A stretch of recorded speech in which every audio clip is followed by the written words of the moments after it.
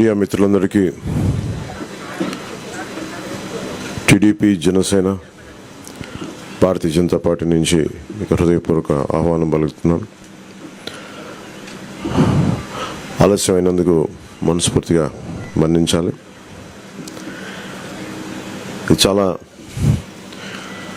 గత కొన్ని సంవత్సరాలుగా ఈ మేనిఫెస్టో ప్రజల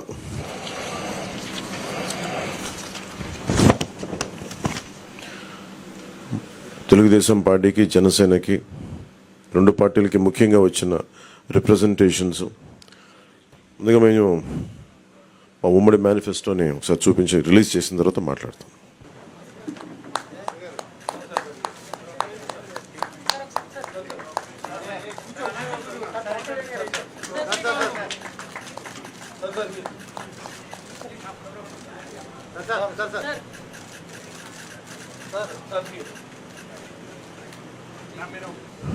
ఓకే, తెలుగుదేశం పార్టీకి, జనసేన పార్టీకి వారి యోగంలో వచ్చిన రిప్రజెంటేషన్స్, అలాగే జనవాణి కార్యక్రమంలో వచ్చిన వినతులు కానీ, ఆన్లైన్లో వచ్చిన సూచనలు కానీ, అందరికీ రెండు పార్టీలకు వచ్చిన సూచనలని క్రోడీకరించి ఈ మేనిఫెస్టో తయారు చేయడం జరిగింది.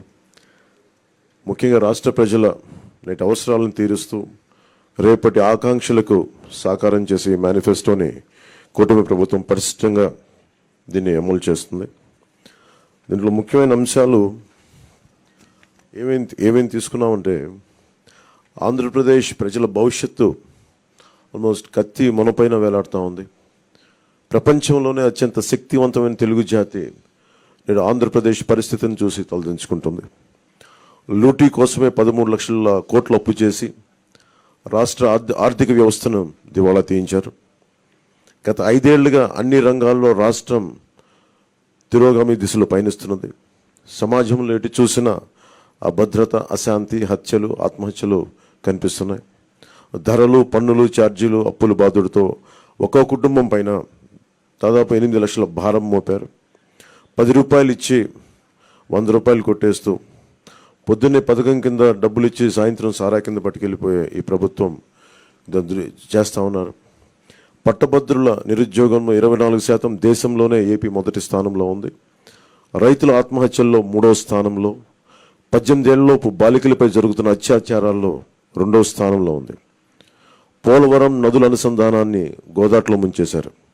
సంపద సృష్టి, ఉపాధి కల్పనా కేంద్రమైన ప్రజా రాజధాని అమరావతిని విధ్వంసం చేశారు. SC, ST, BC, minority sub plan నిధుల్ని 1,00,000 కోట్లు దారి మళ్లించారు. ఇక అన్నా క్యాంటీన్లు కానీ, నిరుద్యోగ భృతి కానీ, పండగ కానుకలు లాంటి 100కి పైగా తెలుగుదేశం ప్రభుత్వ సంక్షేమ కార్యక్రమాలు రద్దు చేశారు. ముఖ్యంగా గత కొద్ది రోజులుగా నేను మాట్లాడుతాను ల్యాండ్ టైటిలింగ్ యాక్ట్ పేరు మీద.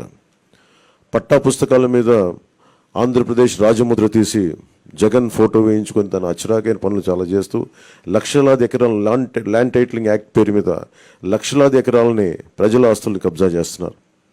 ల్యాండ్, శాండ్, వైన్, మైన్, గంజాయి, డ్రగ్స్, ఎర్రచందనం, రేషన్ బియ్యం మాఫియాలతో దాదాపు 8 లక్షల కోట్ల ప్రజాధనాన్ని కొల్లగొట్టారు.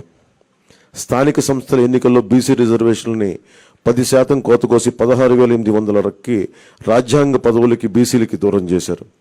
విషపూరిత మద్యం పోసి 35 లక్షల మంది ఆరోగ్యాలు నాశనం చేశారు.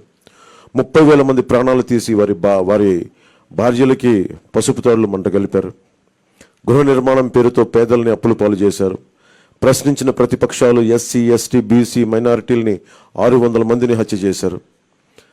వివేకానంద రెడ్డి గారి హంతకుల్ని ఇంకా కాపాడుతూనే ఉన్నారు. స్థానిక సంస్థలకు కేంద్రం ఇచ్చిన 12,000 కోట్ల రూపాయలని దారి మళ్లించారు. గ్రామ పట్టణాభివృద్ధిని దెబ్బతీశారు దారి మళ్లించి. ఈ విధ్వంస పరిస్థితులను చక్కదిద్ది రాష్ట్రాన్ని గాడిలో పెట్టేందుకే ఎన్నికల రూపంలో ఒక అవకాశం మన ముందుకు వచ్చింది. ఈ విధ్వంస పాలన సాగనంపి స్వర్ణాంధ్రను నిర్మించుకోవడానికే మా కూటమి అభ్యర్థులకి ఘన విజయం చేకూర్చాల్సిన అవసరం ప్రతి ఓటరు పైన ఉన్నదని విజ్ఞప్తి చేస్తున్నాం. తెలుగుదేశం పార్టీ చేసిన సూపర్ 6, అలాగే జనసేన ప్రతిపాదించిన షణ్ముఖ వ్యూహం, ఈ మూడిటితో కలిపి ముందుగా మేము 12తో ప్రారంభించి ఈరోజు సంపూర్ణంగా అన్ని ఎస్సీ, ఎస్టీ, అన్ని రకాల వర్గాలకి, ముస్లిం మైనారిటీలకి, క్రిస్టియన్లకి, అన్ని సంఘాల వాళ్ళకి, అన్ని రంగాల వాళ్ళకి చాలా సమగ్రంగా ఏర్పడిన కూటమి ఇది మన ఈ మేనిఫెస్టో. ఇది ముఖ్యంగా దీంట్లో నేను మీ దృష్టికి తీసుకొచ్చేది యువతకి 20 లక్షల ఉద్యోగాలు ఈ 5 సంవత్సరాల్లో. అలాగే నెలకి మనకి 3,000 రూపాయలు నిరుద్యోగ భృతి. స్కూల్కి వెళ్ళే ప్రతి విద్యార్థికి ఏడాదికి 15,000 రూపాయలు. ప్రతి రైతుకి ఏటా 20,000 ఆర్థిక సాయం. ప్రతి మహిళకి నెలకి 1,500 రూపాయలు 19 సంవత్సరాల నుంచి 59 సంవత్సరాల వరకు. ప్రతి ఇంటికి ఏడాదికి ఉచితంగా 3 గ్యాస్ సిలిండర్లు. మహిళలకి ఉచిత బస్సు ప్రయాణం.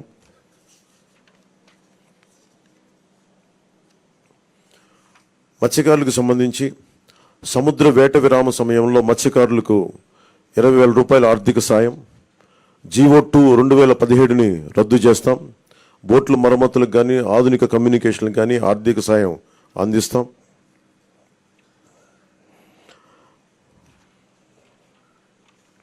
ముఖ్యంగా ఆర్యవైశ్య సంక్షేమానికి ఆర్యవైశ్య కార్పొరేషన్కి తగు మేరకు నిధులు కేటాయింపు. చిరు వ్యాపారాలకు వడ్డీ లేని రుణాల సౌలభ్యం. స్వేచ్ఛాయుత వాతావరణంలో వ్యాపార నిర్వహణకు పటిష్ట చర్యలు. ముఖ్యంగా కన్యకా పరమేశ్వరి అమ్మవారి ఆత్మార్పణ దినోత్సవాన్ని అధికార కార్యక్రమంగా చేపడతాం.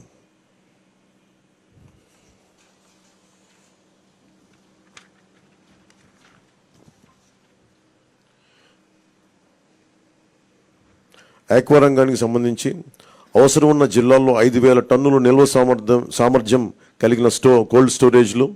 అన్ని జోన్లో ఉన్న వారికి విద్యుత్ యూనిట్కి గతంలో లాగే ₹50 సరఫరా చేస్తాం. ట్రాన్స్ఫార్మర్ల ధర తగ్గిస్తాం. ఏవియేటర్లపై సబ్సిడీ అందిస్తాం. ఏ ఇసుక కోసం అయితే దోపిడీ చేసిందో జేపీ వెంచర్స్, దానికి ప్రజల నుంచి దాదాపు 39 మంది పైగా భవన నిర్మాణ కార్మికులు చనిపోయారు. మేమందరం వారికి అండగా ఉన్నందుకు ఈ రోజున వారికి సామాన్యులకి ఇసుక అందుబాటులో ఉండే విధంగా సమగ్రమైన ఇసుక విధానం. అలాగే ముఖ్యంగా విద్యార్థులకు సంబంధించి ఎయిడెడ్ కాలేజీలు, ప్రైవేట్ పీజీ విద్యార్థులకి ఫీజు రీయింబర్స్మెంట్ పునరుద్ధరిస్తాం. కాలేజీలకి రుసుము చెల్లించి సర్టిఫికేట్లు విద్యార్థులకు చిక్కులు లేకుండా చేస్తాం. ల్యాండ్ టైటిలింగ్ యాక్ట్ని రద్దు చేసి ప్రజలకి రక్షణ కల్పిస్తాం. మిగతావన్నీ చంద్రబాబు గారు తెలియజేసుకుంటారు, గౌరవ మాజీ ముఖ్యమంత్రి.